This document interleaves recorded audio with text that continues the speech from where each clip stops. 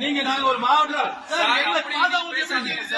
என்ன ஏடிஎம்கே டிஎம்கே இப்படிதான் பேசிருப்பீங்களா நீங்க?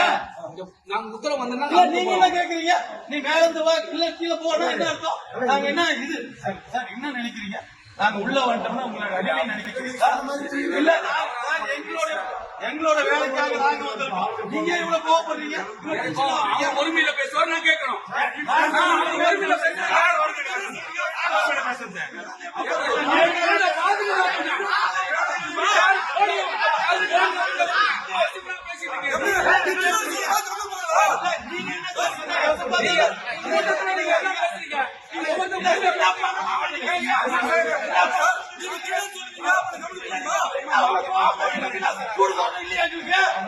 அப்படி சொல்லுவீங்க